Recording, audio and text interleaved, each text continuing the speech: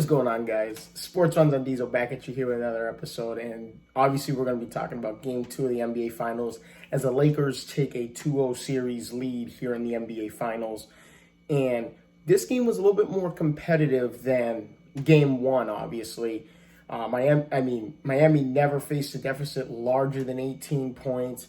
They had chances down the stretch within the last 6 minutes of the game, but to me, Jimmy Butler was so passive to the point where he's relying on everyone else to hit jump shots. And he's the one with the hot hand, 25 points, 8 rebounds, 13 assists. And I like Jimmy Butler's aggression in Game 2.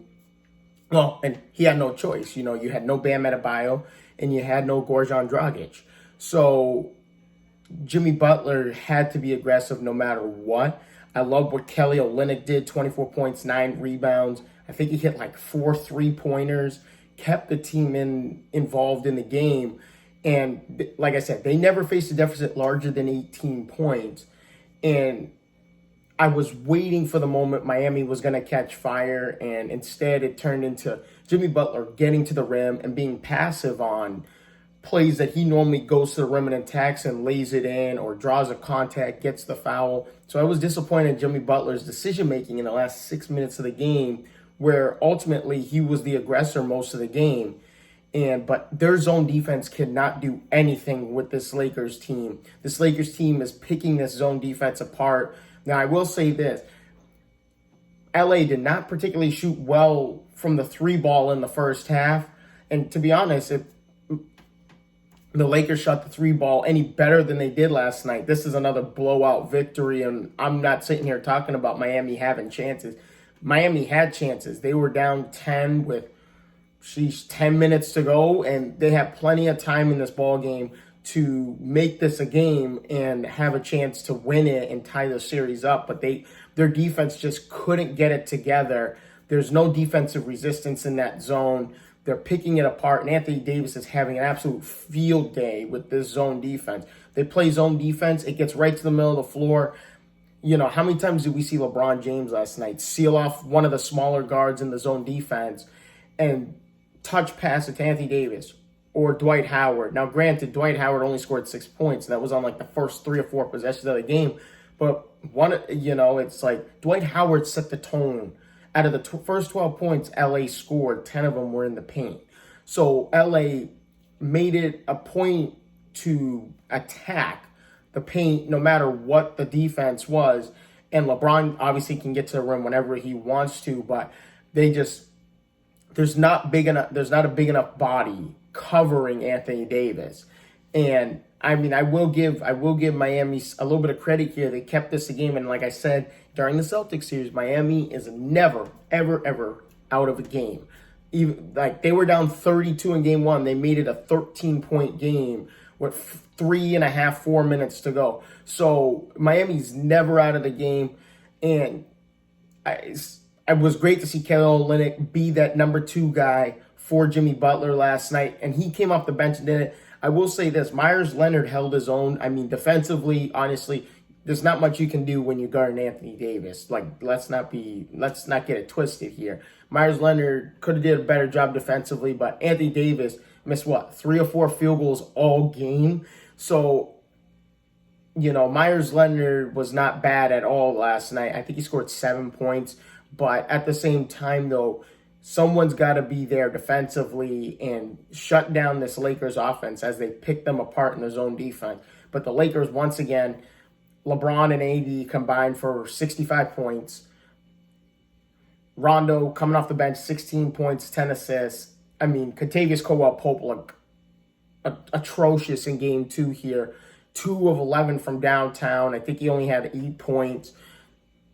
So if you're Miami, you got to guard the 3-ball. They shot, 29 3-point attempts in the first half. That's an NBA Finals record. So, but you got to get them, you got to run them off the 3-point line, and you have to run them off you got to box people out. 16 offensive rebounds for the Los Angeles Lakers last night. That is huge. And that ultimately leads to extra buckets, as you saw with Anthony Davis. Anthony Davis had 2 or 3 possessions in a row where he had an offensive rebound and he laid it right back in.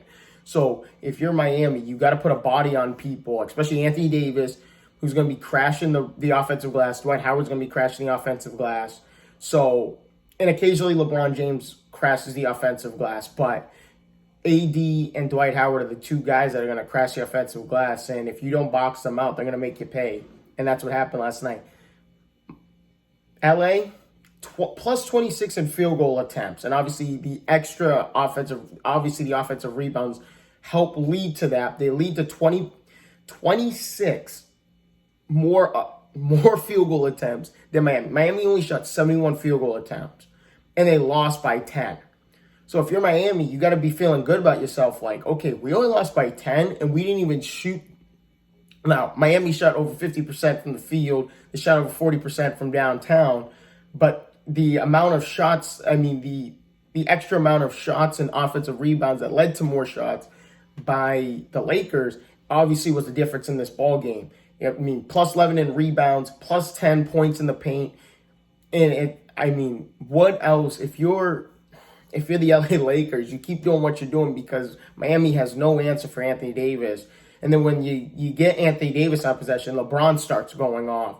And Danny Green did not shoot well last night. Like I said, Kentavious Caldwell-Pope did not shoot well last night. Rondo hit 3 threes last night, and they were timely threes, which is huge because Miami was getting it down to 8-9 point game, and then Rondo hits a 3. And Rondo hit 2 threes in that fourth quarter, which was huge. And he's not a good 3-point shooter at all. He's not even a bad 3-point shooter. He's an atrocious 3-point shooter. And he torched them for 3 threes last night. And obviously along with the 10 assists. And there was just too much transition game. I think Miami scored a bucket and Rondo threw an alley-oop past Anthony Davis on the other end, and it was an and-one, and it matched whatever Miami just did, whatever they just scored. And it was like, come on, no transition defense by Miami. So if you're Miami, as much as you're down 2-0 when you should be hanging your head, that's not Miami Heat basketball. And Jimmy Butler said that after game 1. It's like, we're not going to keep hanging our heads. I love watching Udonis Haslem go off on this team. And he is the heart and soul of Miami basketball and what the city stands for and what the organization stands for. And to watch him eat up his team and be like, dude, come on, guys. We got to get better defensively. Offensively, Miami didn't struggle offensively. Defensively, they struggled. They gave up. They couldn't secure rebounds. They were giving extra possessions up. They were letting them pick them apart in the paint. It was just, there's too much LeBron, AD, and company. Let's just say that. But if you're Jimmy Butler, you can't be passive in the last 6 minutes of the game. And I was expecting Jimmy Butler to be aggressive and go for 35-40. He could have easily had 35-40 points last night. And then the last 6 minutes of the game, he just started feeding the ball everywhere else and not looking for his shot and not being aggressive like he was in the first 3.5 quarters. So that's ultimately part of the reason why the Lakers took this game. If you're Miami, Miami was very, you could tell Miami was more of the aggressive team. Miami had 34 free throw attempts and only missed 3 to, I think, LA 17. The free throw shooting easily kept Miami in the ball game because they were the aggressors. They had twice as many free throw attempts as LA. They made just about 3 times as many free throw attempts as LA, and that kept them in the game. But come on,